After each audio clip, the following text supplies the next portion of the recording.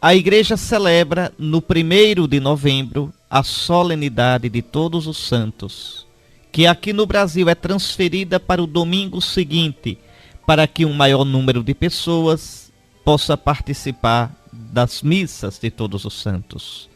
E o que significa a festa de hoje? Antes de comentarmos as leituras, é bom compreender. A igreja hoje olha para o céu e se alegra e admira-se porque uma multidão já está lá. Os santos aqui são aqueles que já chegaram através de Cristo nosso Senhor à glória de Deus. Uma multidão que ninguém pode contar. Os santos são aqueles que pelo batismo foram santificados em Cristo. São Paulo, se você olhar a primeira carta aos Coríntios, no capítulo 1, versículo 2, eu vou repetir. 1 aos Coríntios, capítulo 1, versículo 2, São Paulo, saudando os coríntios, usa uma expressão interessante.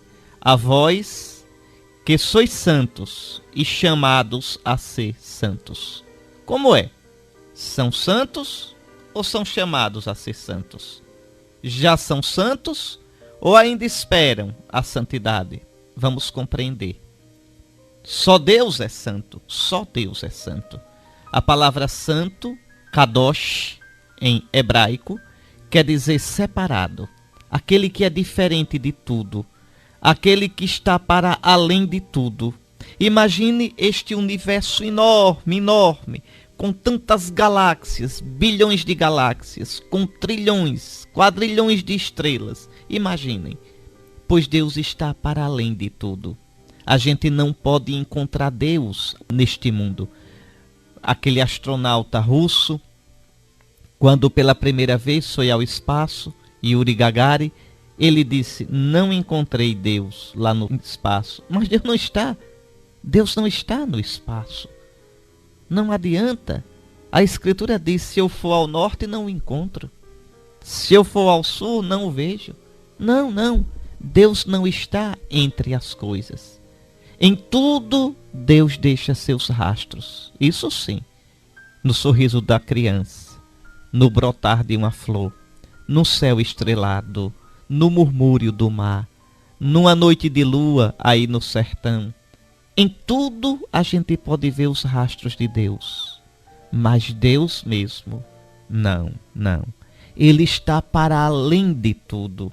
Deus não é um ser como os outros. Deus não se mistura entre os seres. Eu não posso dizer assim, aqui está uma árvore, aqui está uma pessoa, aqui está um computador, aqui está Deus, aqui está um carro, aqui está um gato. Não, Deus não está entre os seres. Não é um ser a mais. Deus é o ser, com S maiúsculo. Deus é aquele que está para além de tudo e no mais íntimo de tudo. Como diz o provérbio árabe, numa noite escura, sobre uma pedra escura, uma formiga negra descansa. Deus a vê e a ama. Deus não só a vê, Deus está dentro dela. É impressionante. Para Deus, aquela formiga é conhecida. Impressionante, a gente nunca vai poder compreender isto. É isto que significa que Deus é santo, kadosh, santo, santo, santo. Quer dizer santíssimo. Em hebraico, eles não têm este superlativo que nós temos em português. Íssimo, belíssimo, santíssimo. Então eles dizem santo, santo, santo. Ou dizem 3 vezes santo. Quer dizer santíssimo. E então eu repito, santo quer dizer separado, diferente. Deus é diferente de tudo que nós possamos imaginar. No livro do Levítico, no capítulo 19, versículos 1 e 2, Levítico 19, 1 e 2, Deus vai dizer, o Senhor vosso Deus é santo. E repete, isso na Sagrada Escritura é repetido continuamente. O Senhor, nosso Deus, o Senhor, vosso Deus, é santo, é diferente de tudo. Tu não podes compreender a Deus. Tu não podes colocar Deus na palma da mão. Tu não podes manipular Deus. Tu não podes imaginar Deus. Ele é santo. Ele é o separado. Eis aqui, meus irmãos. E sobre isto, eu queria insistir num ponto. Não se brinca com Deus, viu? Não se brinca com as coisas de Deus, viu? Deus não é seu compadre. Deus não é seu coleguinha. Deus não é o cara lá de cima. Deus não é, de jeito nenhum, manipulável. É por isso que na Sagrada Escritura os judeus evitam pronunciar o nome de Deus, Javé. Esse nome santo não se pronuncia. E nas orações da igreja não se pronuncia esse nome. Nossos cânticos na liturgia, aquele santo, santo, santo é Deus do universo, ó Senhor Javé. Está errado. Não se deve cantar. Aliás, a Santa Sé mandou para todos os bispos, há uns 5, 6 anos atrás, uma carta pedindo que os bispos olhem para isso e corrijam, eduquem o povo de Deus, porque em 2000 anos a igreja nunca pronunciou o nome de Deus nas suas orações. Procure no missal, ver se você encontra o nome de Deus, Javé. Não encontra. Não encontra. Em nenhum livro de oração da igreja, dos livros oficiais. Então, de uns tempos para cá, começou a aparecer essa coisa. Então, Javé, o Deus dos pobres, do povo sofredor, não se pronuncia, não é, o nome de Deus na liturgia. Escuta, Israel, Javé, teu Deus vai falar. Fala, Senhor Javé, Israel quer te escutar. Não. Não se pronuncia esse sagrado nome no contexto da liturgia. E por quê? Porque ele é santo. Porque o nome indica o ser. Pronunciar o nome é como se eu dissesse: eu sei quem tu és, eu te compreendo. Ora, Deus, apesar de ter se aproximado de nós em Jesus, apesar de nos amar, apesar de se revelar até como Pai em Jesus, Deus continua misterioso. Deus é santo e eu não posso entendê-lo, eu não posso compreender nem o modo que ele tem de governar o mundo. Eu já disse isto aqui tantas vezes. Eu não entendo porque Deus permite o mal, eu não entendo porque aquele tsunami, eu não entendo porque a doença daquela pessoa, eu não entendo tanta coisa de Deus. E não entendo porque ele é grande demais. Ele é tão luminoso que me cega. Ele é santo. Por isso, o segundo mandamento: não pronunciarás o nome do Senhor teu Deus em vão. Não brincarás com o nome de Deus. Ele é santo. Então este é o sentido de santo. E por isso, só Deus é santo. Só Deus é santo. Só Deus é. O Pai é santo. Nós dizemos na missa: na verdade, ó Pai, vós sois santo e sois a fonte de toda a santidade. Jesus é santo, porque Jesus é Deus. E nós dizemos também na missa, no Glória: só vós sois o santo, só vós o Senhor, só vós o Altíssimo, Jesus Cristo, com o Espírito Santo, na glória de Deus Pai. Sim, o Pai é santo, só o Pai é santo. O Filho é santo, só o Filho é santo. O Espírito Santo é santo e santificador, e só o Espírito Santo é santo. E os três não são três, mas um só. Uma única santidade, a santidade do único Deus verdadeiro. E também isso a gente não entende, porque ele é santo.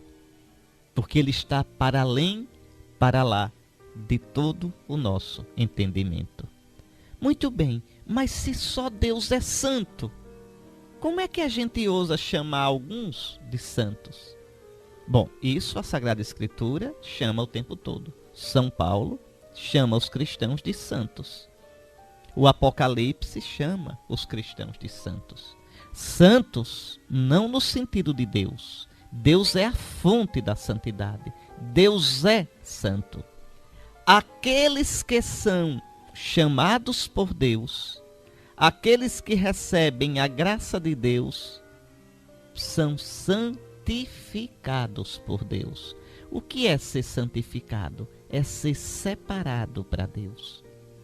O santo, agora não no sentido de Deus, os santos, no sentido dos seres humanos, dos homens, são aqueles que são marcados, separados para Deus. É como se Deus dissesse: você é meu, venha para cá. Eu te separo para mim. Pronto, esse é santo. É isto o significado de santo. Santo é tudo aquilo que é separado para Deus. É tudo aquilo que é de uso de Deus. Aí vamos para o que São Paulo disse, e eu já citei aqui, na primeira carta aos Coríntios, no capítulo 1, versículo 2. Pegue aí sua Bíblia um instantinho, ou pelo menos anote, para você conferir depois.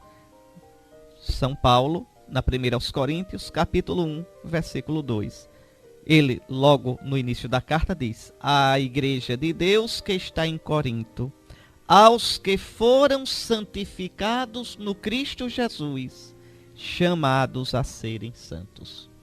Porque quando é que foram santificados no Cristo Jesus? No batismo. Você que está me escutando, você é santo. No batismo você foi santificado. Quer dizer, você foi consagrado, você foi separado para o Cristo Jesus. Você foi ungido, marcado, selado com o Espírito Santo, com o Espírito Santificador. Por isso São Paulo vai dizer: tudo é vosso, mas vós sois de Cristo, e Cristo é de Deus. Vejam, fostes santificados. Santificados.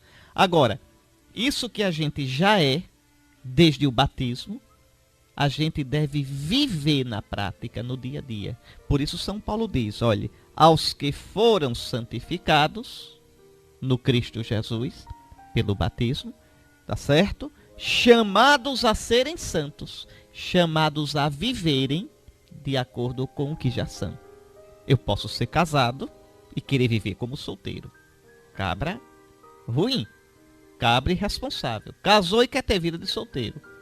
Na farra, dando mais atenção aos amigos do que à esposa e aos filhos. Tá troncho? O cabra arranjou um emprego, quer emprego, mas não quer trabalho. Incoerente. Então, mesma coisa aqui. O cristão santificado deve viver, agir como santo, como aquele que foi separado para Deus em Cristo Jesus. Então, é neste sentido que todo cristão é santo. Todo cristão é santo, mas nem todo cristão vive como santo. Aqui está a miséria. Hoje, a igreja celebra aqueles que viveram tão bem, tão radicalmente, tão firmemente como santos, que já estão na glória do céu, que já estão na plenitude da santidade do nosso Deus. A começar pela Santíssima Virgem Maria, a toda Santa Mãe de Deus. Depois os santos apóstolos, os profetas do Antigo Testamento, Santo Abraão, São Moisés, Santo Elias, Santo Eliseu, São Davi, Santo Isaías, São Jeremias, Santo Ezequiel, Santo Oséias, os santos do Antigo Testamento e os santos de toda a história da igreja, os conhecidos e os desconhecidos. Tanto que na oração hoje da missa de todos os santos, a igreja diz: Deus eterno e todo-poderoso, que nos dais celebrar numa só festa os méritos de todos os santos, concedei-nos por intercessores tão numerosos a plenitude da vossa misericórdia. Está aí.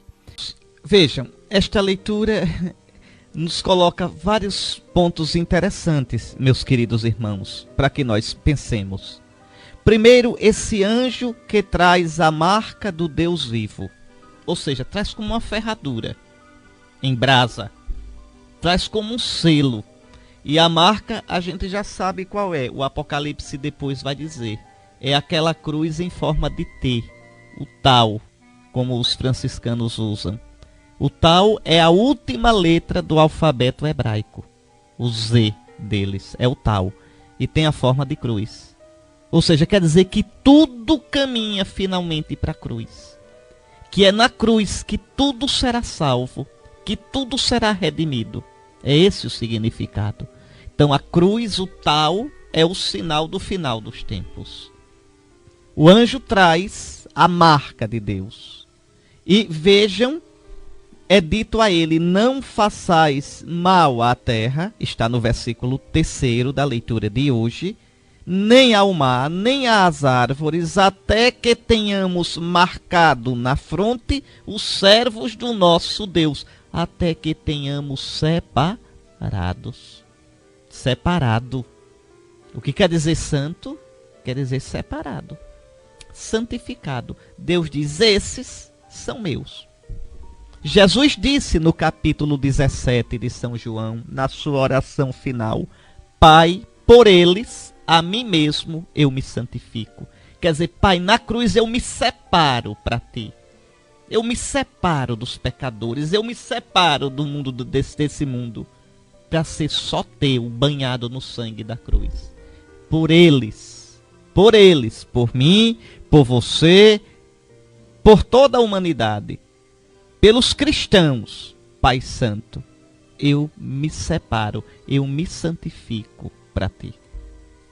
Então, aqui, veja, o anjo vai separar os que são de Deus. Vai marcar os que na vida se separaram para Deus. Separaram-se do quê? Do pecado. Separaram-se do pensamento do mundo, do modo de viver do mundo. Fizeram aquilo que São Paulo pede que a gente faça, que você faça, que eu faça, lá na carta aos Romanos, no capítulo 12. Pode olhar. São Paulo pede, Romanos 12, 1 e 2. Eu vos exorto, irmãos, pela misericórdia de Deus. São Paulo pede quase de joelho. A oferecerdes vossos corpos, quer dizer, vossa vida humana, em sacrifício vivo, santo e agradável a Deus. Este é o vosso verdadeiro culto.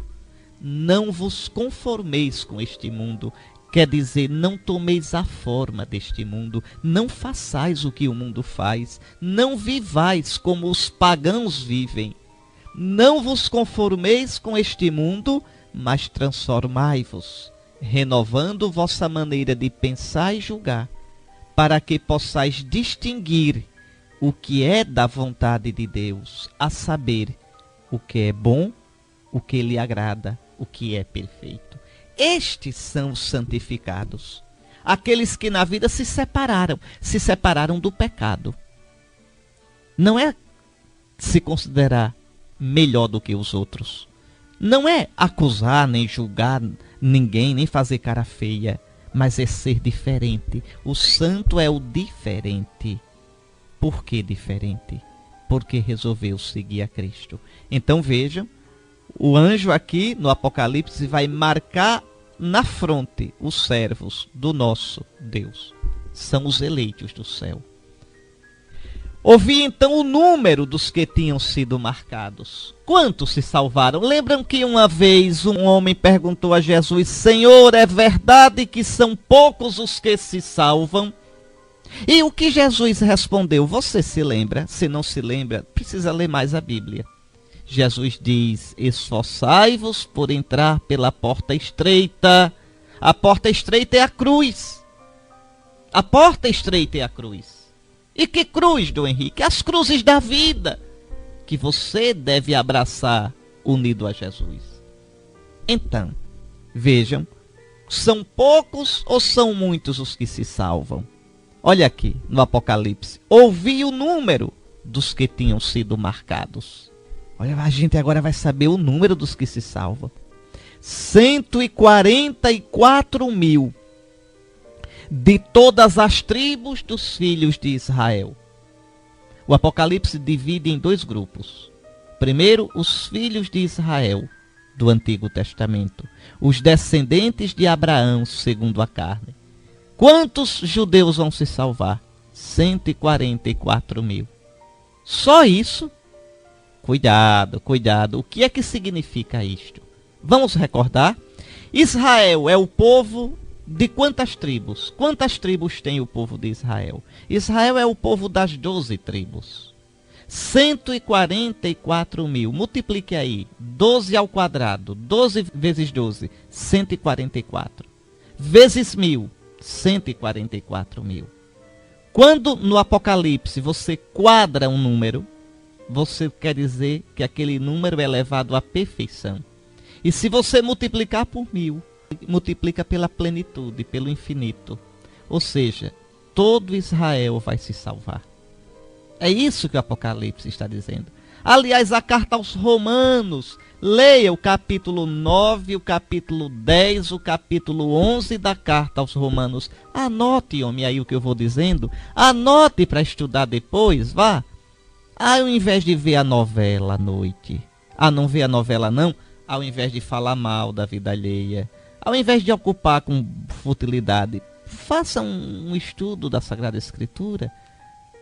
Olha aí, escute só. 144.000 é todo o povo de Israel que vai se salvar. São Paulo, na carta aos Romanos, capítulos 9, 10 e 11, trata disso. Diz que Israel, no final dos tempos, vai acreditar em Jesus quando Cristo aparecer. Claro que nem todo judeu vai se salvar, como nem todo cristão vai se salvar. O que o Apocalipse quer dizer é que Israel, como um todo, se salvará em Cristo. Como um todo. Claro que nesse como um todo, se eu digo assim, os brasileiros como um todo são alegres. Não quer dizer que todo brasileiro é alegre. Os brasileiros como um todo gostam de futebol. Não quer dizer que todo brasileiro gosta de futebol. Eu estou dizendo, Israel como um todo vai se salvar. Não estou dizendo que cada filho de Israel vai se salvar. O que eu quero dizer é que em Cristo, o povo da antiga aliança também tem acesso à salvação. E dos outros, dos pagãos que se tornaram cristãos, dos pagãos que se converteram. Quantos? Olha aqui. Depois disso, vi uma multidão imensa de gente de todas as nações, tribos, povos e línguas, e que ninguém podia contar. Então, a salvação é para todos. A humanidade como um todo será salva, desde que conheça Jesus e se converta. E pedindo o batismo, entre na Santa Igreja. E aqueles que sem culpa, sublinha aí, sem culpa não conheceram Jesus, que sem culpa não são cristãos, aí como nosso Senhor morreu por todos, Deus sabe como salvá-los. Aí não é da nossa conta. Não somos nós que sabemos. Deus sabe como. Então vejam, é uma multidão que está no céu. Já agora, eu expliquei isso no dia de finados. Expliquei, não vou explicar novamente. Só lhe digo isso, o céu não está vazio. O céu está cheio. Já agora. Já agora. E vejam, estavam diante do trono e do Cordeiro. Estavam diante do trono e do Cordeiro. Aliás, a carta aos Hebreus, no capítulo 12, também fala dessa Jerusalém celeste. Também fala da glória celeste. E mostra um pouco, diz que o céu está cheio, que os santos estão lá. Você pode olhar, anote aí, por favor, Hebreus capítulo 12, versículos 22 a 24. Olhe que coisa bonita, viu, cristão? Olhe o que o autor da carta aos Hebreus diz. Vós cristãos, vos aproximastes do Monte Sião. Não daquele Monte Sião de Jerusalém, do verdadeiro Monte Sião, que é o céu, e da cidade do Deus vivo, a Jerusalém celeste, da reunião festiva de milhões de anjos. Olha o Apocalipse. Da assembleia dos primogênitos. cujos nomes estão escritos nos céus. Os primogênitos de Deus, aqueles que logo no início morreram com Cristo pelo martírio. Vós vos aproximastes de Deus, o juiz de todos, dos espíritos dos justos que chegaram à perfeição. Já chegaram, são santos, que nas suas almas já estão na glória, e no final dos tempos terão seus corpos no céu. Você sabe, você é sabido, qual é o único santo que já está em corpo e alma no céu? Nossa Senhora, pela sua santa Assunção. Todos os outros estão só com suas almas, não com seus corpos. Vejam, vós vos aproximastes dos espíritos dos justos que chegaram à perfeição. Vos aproximastes como? Pela oração. Vos aproximastes como? Pela vida cristã no amor. Porque o Espírito Santo que está neles está em vocês. Vos aproximastes como? Pelos sacramentos. Comungando na terra com Cristo, que os santos já contemplam no céu. Vós vos aproximastes. Repare que a Escritura não diz vós vos aproximareis no fim dos tempos. Vós vos aproximastes agora. E de Jesus, o mediador da nova aliança, e da aspersão com um sangue mais eloquente que o de Abel. Um sangue que grita mais que o sangue de Abel. E o que grita o sangue de Jesus? Grita o perdão para os nossos pecados. Repare como é bonito. Então hoje a Igreja da Terra, olha, esta multidão. Nós não estamos sozinhos. Nós estamos cercados, como diz ainda a carta aos Hebreus, por uma nuvem de testemunhas de Cristo. Que dizem para nós, olhem, nós conseguimos, nós chegamos. Por que vocês também não conseguem? Por que vocês também não chegam? Abram o coração para Cristo. Deixe que Ele invada a sua vida com o seu espírito de santidade. E Ele santificará você também. Muito bem. E aí, só para terminar esta primeira leitura, veja, o que fazem os santos no céu? Adoram, louvam a Deus eternamente. Vocês podem pensar, mas isso é cansativo. É nada. Amar nunca é cansativo. A gente fala com as palavras da terra porque não tem palavras do céu para dizer. Para você entender, quem gosta de futebol, imagine aí você assistir uma final e o seu time ganhando disparado. Você que está apaixonado, imagine estar junto da pessoa que você ama. Uma mãe vendo seu filhinho recém-nascido nos braços, juntamente com seu esposo. Assim, momentos de extrema alegria, que se você pudesse, não passariam. Agora multiplique isso pelo infinito. É estar com Deus. É uma alegria. Santo Agostinho diz, nós estaremos todos no gáudio. Ou seja, mergulhados no gáudio, mergulhado na alegria. Mas a alegria não estará toda em nós. O gáudio não estará todo em nós, porque é demais. É como mergulhado no mar. Eu estou todo mergulhado no mar, mas o mar não está todo em mim. Veja, é isso, é o céu. É o céu. É mergulhar no coração de Deus. Por isso, essa explosão de alegria. Os santos dizem, a salvação pertence ao nosso Deus, que está sentado no trono e ao Cordeiro. Fomos salvos porque Deus nos salvou pelo Cordeiro, o seu Filho Jesus. E aí então, um ancião pergunta ao vidente, estes vestidos com roupas brancas, quem são? De onde vieram? E João diz, eu não sei, Senhor, tu o sabes. E olhe qual é a resposta, quem são esses santos? Estes são os que vieram da grande tribulação. Vieram dessa vida. Os santos são feitos, fabricados neste mundo. Nas lutas dessa vida. Nas suas tribulações. Eu não sei quais são as suas tribulações, meu irmão. Eu sei quais são as minhas. Vejam, vieram da grande tribulação, dos sofrimentos da vida. De pegar um ônibus cedinho, cheio para trabalhar. De lutar para ganhar a vida a cada dia, fazer o dinheiro do mês chegar até o final. Às vezes, a educar os filhos, ser fiel no matrimônio, cuidar de um filho drogado, suportar uma longa provação, uma longa doença, sofrer pela verdade, pelo nome de Jesus. Cada um sabe onde o calo aperta. Quem são estes santos? Vestidos de branco, vestidos com a veste do batismo, vestidos com a veste da glória, da imortalidade, da pureza, da santidade. Quem são estes? São os que vieram da grande tribulação.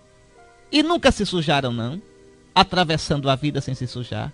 Se sujaram, mas lavaram e alvejaram as suas roupas no sangue do Cordeiro. Sangue bendito esse que não encarde, mas alveja. Lave suas vestes no sangue do Cordeiro. Procure, reconheça o seu pecado. Olhe, cuidado, viu? Chame pecado ao que Deus chama pecado. A gente não é perdoado mascarando o pecado. Ah, isso para mim não é pecado não. Pode não ser pecado para você, mas se para Deus for pecado, você está frito. E só tem um jeito de sair do pecado. Reconheça o pecado e confesse. Confesse ao ministro de Cristo e peça o perdão em nome de Jesus. Estes são os que vieram da grande tribulação, mas lavaram, alvejaram as suas roupas no sangue do Cordeiro.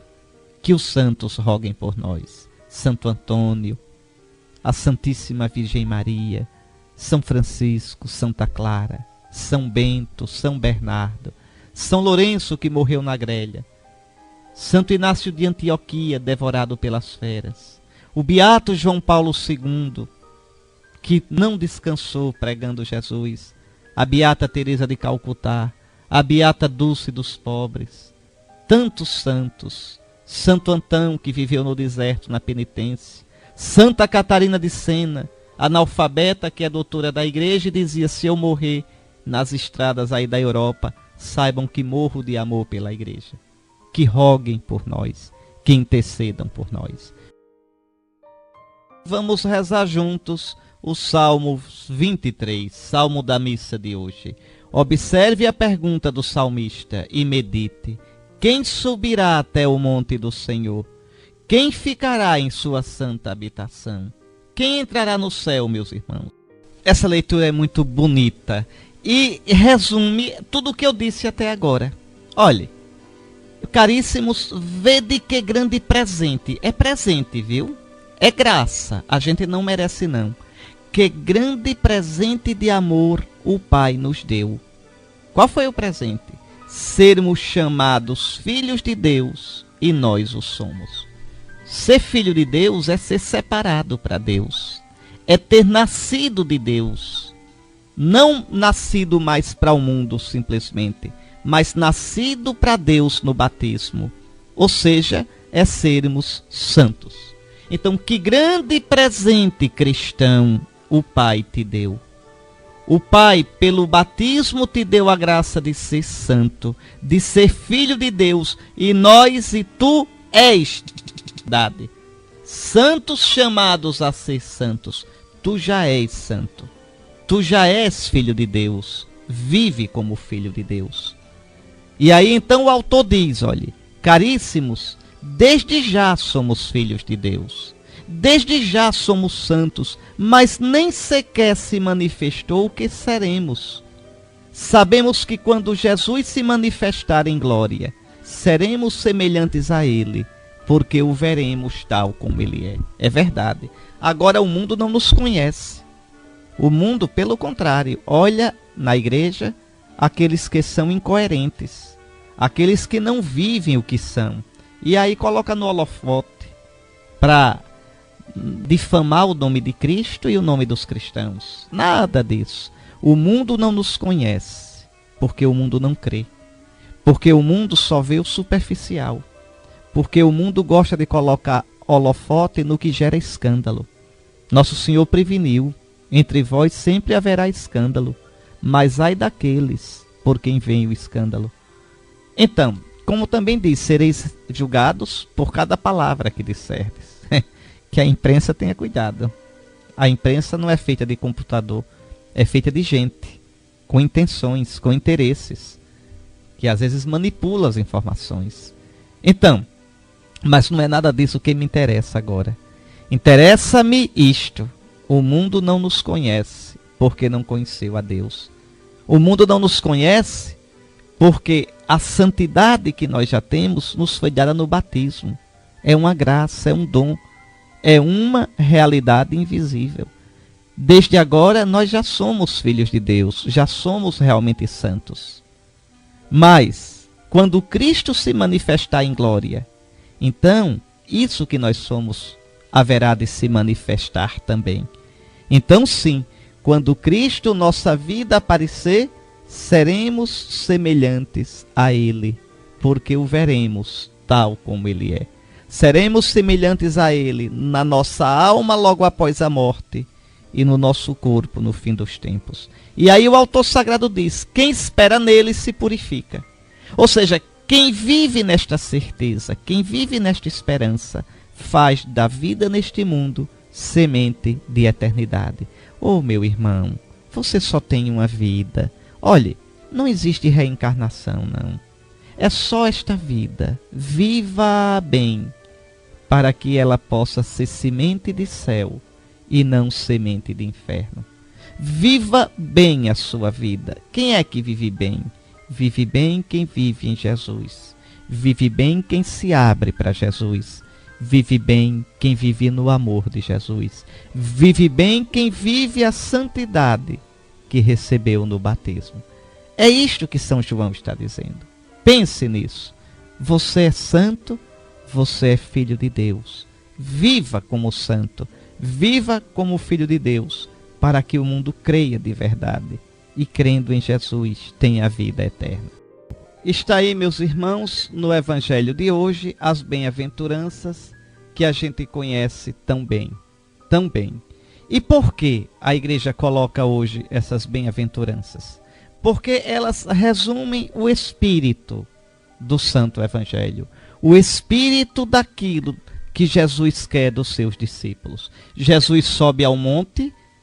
Para São Mateus, o monte é sempre o lugar da manifestação de Deus. Não é só para São Mateus, não, viu?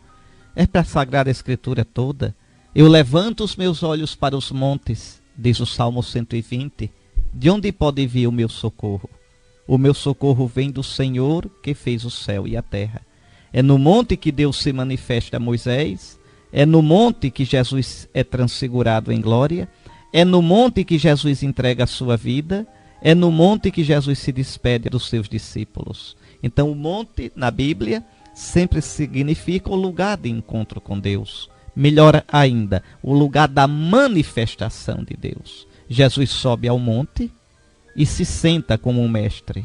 Os seus discípulos se aproximam e se sentam ao redor dele.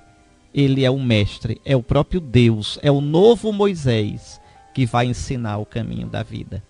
E então, vem as 8 bem-aventuranças. 8, porque 8 quer dizer plenitude. 7 mais 1.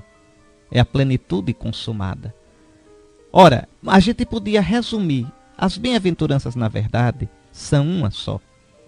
Uma só bem-aventurança. As outras são explicações. E qual é a bem-aventurança? Bem-aventurados os pobres diante de Deus, porque deles é o reino dos céus. Ou seja, feliz aquele que não é autossuficiente diante de Deus. Feliz aquele que diante de Deus se sabe pequeno, dependente. Não me fiz a mim mesmo. Eu não me criei. Eu vim de ti, Senhor. Eu vou para ti. O que tu queres de mim? Senhor, ensina-me os teus caminhos. Senhor, mostra-me a tua verdade. Senhor, eu não quero viver do meu jeito, mas do teu jeito. Este é o pobre de espírito. Qual é a imagem do verdadeiro pobre? É Jesus. Jesus que fez a vontade do Pai a vida toda. Jesus que se diz ao entrar no mundo, eu venho, ó Pai, para fazer a tua vontade. Você conhece essa passagem. Está lá na carta aos Hebreus. É muito interessante, se você pensar direitinho, porque é Jesus rezando. A carta aos Hebreus diz o que Jesus disse ao entrar no mundo, ao se fazer homem no seio da Virgem Maria. É só olhar. Abra aí a sua Bíblia ou anote. Hebreus capítulo 10, versículos 5 a 7.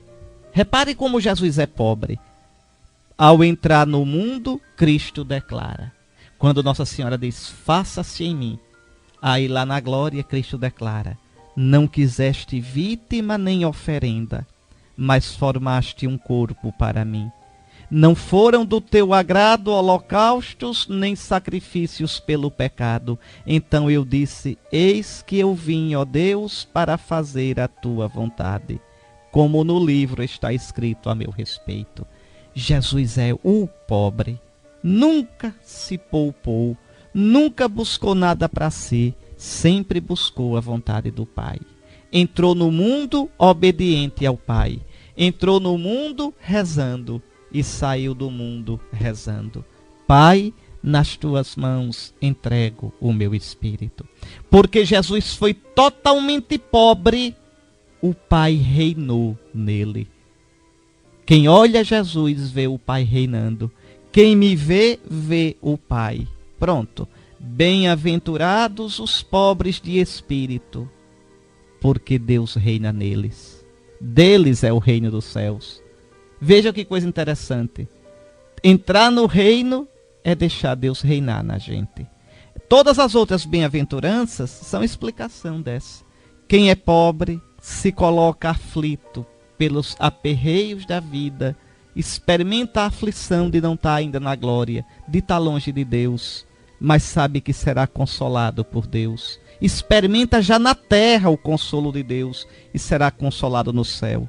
Quem é pobre tem uma atitude de mansidão, porque diz: o Senhor é minha defesa, o Senhor está comigo. Quem tem sede de justiça é bem-aventurado.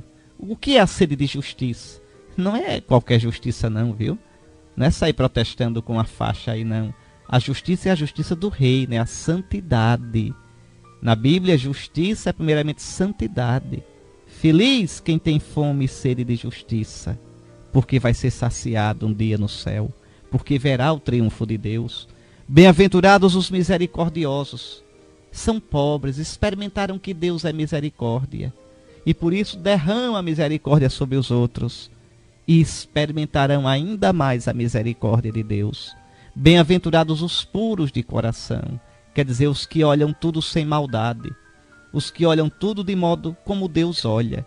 Esses verão Deus em tudo, e verão Deus no céu um dia. Bem-aventurados os que promovem a paz, porque serão chamados filhos de Deus.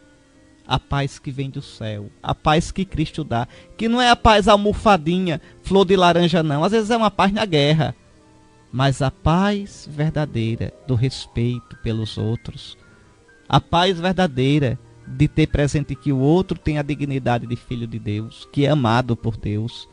Bem-aventurados, finalmente, os que são perseguidos por causa da justiça do reino dos céus, ou seja, da santidade. Deles é o reino dos céus. E bem-aventurados, termina Jesus, sois vós, quando vos injuriarem, perseguirem e mentindo disserem todo tipo de mal contra vós por causa de mim. Alegrai-vos, alegrai-vos, porque será grande a vossa recompensa no céu. Então, aqui nas bem-aventuranças, Nosso Senhor apresenta o modo de viver do cristão. O cristão é aquele que se joga nos braços de Deus, quer o que Deus quer, despreza o que Deus despreza, ama o que Deus ama e espera o que Deus prometeu. Este é santo. Senhor, como diz o Salmo, quem pode habitar na tua casa? Esse, que é tão pobre que abre totalmente o coração para nosso Senhor. Pois muito bem, meus irmãos, é esta a liturgia, este o sentido da festa de todos os santos. É muito bonito porque na liturgia de hoje o prefácio diz tão bonito: festejamos hoje a cidade do céu, a Jerusalém do alto, nossa mãe, onde nossos irmãos os santos vos cercam, ó Pai, e cantam eternamente o vosso louvor. Para essa cidade caminhamos apressados, pressurosos, peregrinando na penumbra da fé. Por enquanto é a fé. Às vezes tudo parece tão escuro, tão sem sentido. Contemplamos alegres na vossa luz tantos membros da igreja que nos dais como exemplo e intercessão. Está aí. Que intercedam por nós, os santos de Deus. que intercedam por nós. Os santos padroeiros de nossas paróquias, da nossa arquidiocese, são tantos: São Pedro, São José, Santa Luzia, Santa Rosa de Lima, São Cristóvão. Tantos, tantos, tantos santos, São Cosme e São Damião, e tantos outros, São Judas Tadeu, eu vou aqui falando e me lembrando, São Mateus, São Lucas. Então, que todos esses santos intercedam por você, intercedam por mim. E o seu santo padroeiro. Qual é o santo padroeiro? É o santo do seu nome. Agora, danou-se, se botar um nome em você desses esquisitos que não são cristãos, né, tem tanto nome, a gente vai crismar, é cada nome do arco da velha. Não, olhe, bote o nome de cristão no seu filho. É feio, viu, botar nome inventado. Eu fico tão feliz, os meus sobrinhos têm tudo nome de gente. João Pedro, Maria Eduarda, Lucas, José, João Paulo. Isso é nome de gente. Os nomes cristãos, os nomes dos santos. Eu mesmo, Santo Henrique. Santo Henrique era imperador, viu? Henrique II, imperador do Sacro Império Romano Germânico, casado com uma santa. Agora é tão feio o nome da santa. Eu vou dizer o nome da esposa de Santo Henrique, mas não bote não na sua filha, senão ela vai ficar com raiva. E o Santo Henrique era casado com Santa Cunegundes, viu? Mas ela é santa.